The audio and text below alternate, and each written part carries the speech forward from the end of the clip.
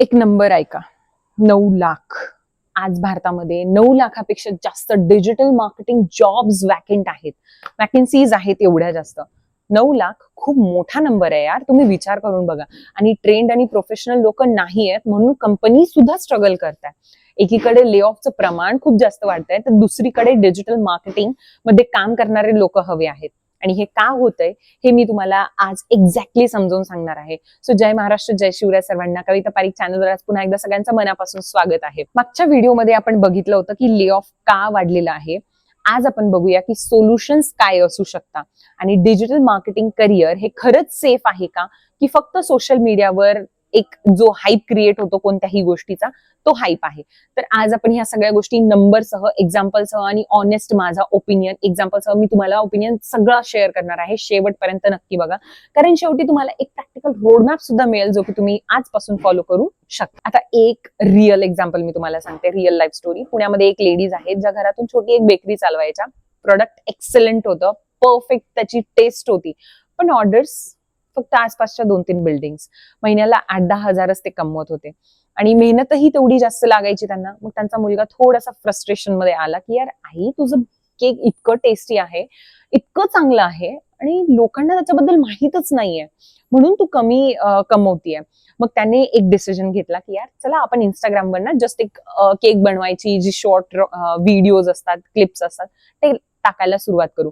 व्हॉट्सअपचा catalogue बनवला, local Instagram ads run केल्या. महिन्याला 500 काहीतरी बजेट वगैरे त्यांनी ठेवलं होतं. 6 महिन्यात काय झालं तुम्ही बिलीव्ह सुद्धा नाही करू शकत. ऑर्डर्स इतके जास्त वाढले की त्यांना 2 हेल्पर्स ठेवावे लागले. बर्थडे ऑर्डर्स, कॉर्पोरेट ज्या ऑर्डर्स असतात त्या, ऑनलाईन इन्क्वायरीज वाढल्या आणि सगळं सुरू झालं. आणि आता त्या महिला स्वतः ऑनलाईन केक मेकिंगचं काम शिकवतात आणि महिन्याला लाखो रुपये कमवतात. प्रोडक्ट तोच आहे, दुकान पण तेच आहे, बदलली फक्त एकच गोष्ट, मार्केटिंग स्ट्रॅटेजी. आणि ती मार्केटिंग कोणी केली? त्यांच्या मुलाने केली, एक साध्या स्मार्टफोनवरून. आणि हेच डिजिटल मार्केटिंग आहे. आता हीच डिमांड आहे तर ऑब्व्हियसली त्यांना त्याच्यामध्ये बेनिफिट्स तर होणार ना. आता एक मिसकन्सेप्शन आहे, तो क्लिअर करूया आपण. लोकांना वाटतं डिजिटल मार्केटिंग म्हणजे फक्त इंस्टाग्रामवर फोटोज, व्हिडिओज टाकणं, पण असं नाहीये. डिजिटल मार्केटिंग हा खूप मोठा कॉन्सेप्ट आहे, जे समजण्यासाठी ना थोडासा वेळ लागतो, टाइम, एनर्जी, एफर्ट्स त्यावर खर्च करावा लागते. म्हणजे बिझनेसला ऑनलाईन कस्टमर्स मिळवून देणं आणि त्यासाठी आपल्याला डिफरंट स्किल्स लागतात, ते असतं डिजिटल मार्केटिंग. त्याच्यामध्ये सोशल मीडिया मॅनेजमेंट येतं, ज्यामध्ये इंस्टाग्राम, फेसबुक पेजेस हँडल करणं असतं. SEO म्हणजे सर्च इंजिन ऑप्टिमायझेशन, ज्यामध्ये गुगलवर तुम्ही बिझनेस स्वतःचा रँक करू शकता. कॉन्टेंट रायटिंग, जे की ब्लॉग्स, कॅप्शन, स्क्रिप्ट हे सगळं लिहून देणं. व्हिडिओ एडिटिंग, ज्यामध्ये रील्स, युट्यूब व्हिडिओज बनवणं. फेसबुक अँड गुगल ऍड्स, ज्यामध्ये पेड कॅम्पेन रन करून म्हणजे करणं असतं. ईमेल मार्केटिंग, त्यामध्ये कस्टमर्सला टार्गेटेड मेसेजेस पाठवणे. AI ऑटोमेशन, ज्यामध्ये टूल्स वापरून काम फास्ट आणि इझी वे मध्ये करणं. प्रत्येक स्किल वेगळी आहे, प्रत्येक स्किल मधून वेगळी इन्कम ऑपॉर्च्युनिटी अँड अर्निंग आहे. आणि का वाढली आहे ही डिमांड, आज मी तुम्हाला ते सांगते. कस्टमर्स ऑनलाईन शिफ्ट झालेले आहे. आता लोक इंस्टाग्रामवर रील्स बघतात, युट्यूबवर रिव्ह्यूज चेक करतात, गुगलवर सर्च करतात आणि मग डिसिजन घेतात. आता प्रत्येक बिझनेसला, मग ते कॉर्नरवरची मिठाई असो किंवा मुंबईचा एखादा IT कंपनी, डिजिटल प्रेझेन्स हवा आहे आणि ती प्रेझेन्स बनवणारे, मॅनेज करणारे लोक हवे आहेत. तुम्ही ते लोक बनवू शकता, ह्या सगळ्या स्किल्स शिकू शकता. आता सगळ्यात महत्वाचा प्रश्न, अर्निंग किती होते? ऑनेस्टली एक नंबर सांगते, जर तुम्ही एकदम बिगिनर असाल, म्हणजे 6 महिन्याच्या लर्निंग फेज मध्ये आहात, थोडाफार तुम्ही प्रॅक्टिस केलं, social media manager, as a social media manager work केलं, 10 ते 20 हजार तुम्ही कमवू शकता. कॉन्टेंट रायटरचं जर तुम्ही ऍज अ बिगिनर काम केलं, 8 ते 15 हजारापर्यंत कमवू शकता. व्हिडिओ एडिटिंगचं जर केलं तर 10 ते 20 हजारापर्यंत कमवू शकता. आता जर तुम्ही 6 ते 18 महिन्याच्या आत आहात, म्हणजे तुम्हाला 6 महिन्याचा एक्सपिरियन्स झालेला आहे, तर तुम्ही 25 ते 50 हजारापर्यंत सोशल मीडिया मॅनेजमेंट वरून कमवू शकता. सोशल मीडिया मॅनेजर तुम्ही असाल ऍज अ बिगिनर, 25 ते 50 हजारापर्यंत. SEO एक्सपर्ट जर तुम्ही असाल तर 30 ते 60 हजारापर्यंत आणि ऍड एक्सपर्ट असाल तर 40 ते 80 हजारापर्यंत. आता जर तुम्ही खूप जास्त प्रो आहात, एक्सपिरियन्स आहात 2 वर्षापेक्षा जास्त, तर डिजिटल मार्केटिंग फ्रीलान्सिंग मध्ये 60 ते 2 लाखापर्यंत तुम्ही पर मंथ इन्कम करू शकता. एजन्सी ओनर असेल तर अनलिमिटेड इन्कम तिथे होते. आणि हे सगळं घर बसल्या लॅपटॉप किंवा स्मार्टफोनने सगळं शक्य आहे. आता थोडंसं कंपॅरिझन करून दाखवते. इंजिनिअरिंग किंवा MBAच्या स्टार्टिंग सॅलरीशी तुम्ही स्वतः कम्पेअर करा. बऱ्याचदा डिजिटल मार्केटिंगमध्ये फास्टर ग्रोथ होते, कारण इथे डिग्रीची गरज नाहीये, रिझल्ट्स लागतात, रिझल्ट्स लोक बघतात. आता दुसरी रिअल स्टोरी मी तुम्हाला सांगते. नागपूरचा एक मुलगा आहे, इंजिनिअरिंग झालेली आहे त्याची, 8 महिने त्यांनी जॉब शोधण्यामध्ये घातले. रेझ्युमे पाठवत राहिला, इंटरव्ह्यू देत राहिला, रिजेक्शन येत राहिले. घरी प्रेशर वाढत होतं की इतका अभ्यास केला, डिग्रीला आम्ही पैसे लावले, तू डिग्री घेतली, जॉब का नाही मिळत तुला. मग थोडंसं टेन्शन आलं की यार काय आपण करू शकतो. पण त्याने एक दिवस मग युट्यूबवर थोडंसं डिजिटल मार्केटिंग शिकायला स्टार्ट केलं. सुरुवातीला कॅनवा वगैरे थोडंसं त्याला इंटरेस्ट आला. कॅनवावर लोकल जिम्स साठी इंस्टाग्राम पोस्ट वगैरे बनवायला स्टार्ट केला फ्रीमध्ये प्रॅक्टिस करण्यासाठी.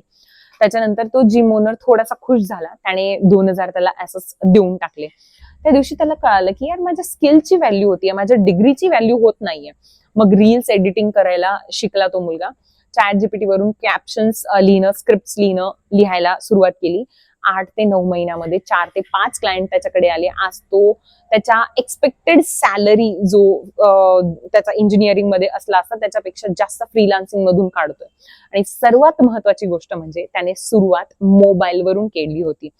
त्यामुळे माझ्याकडे रिसोर्सेस नाही, माझं हे एक्सक्यूज देऊन माझ्याकडे वेळ नाही चालणार नाही. एक्सक्युजेस तुम्ही अजिबात देऊ नका, कारण म्हणजे संधी जी आहे ना तुमच्या समोर बसलेली आहे, पण तुम्ही एक्सक्युजेस देता म्हणून ती संधी जाते तुमची. आता मी माझ्या एक मोहिनी ताई आहे, माझ्या मेंबर आहे, त्यांनी कॅनवा शिकल्या, थोडंसं AI शिकल्या आणि त्याच्यावर डिझाईन वगैरे करून त्या स्किल वगैरे खूप बऱ्या प्रकारे त्यांनी प्रॅक्टिस केली. सिरियसली घेतलं प्रत्येक गोष्टीला. 2 महिने, मागच्या 2-2.5 महिन्यामध्ये त्यांनी 2.5 लाख कमवले.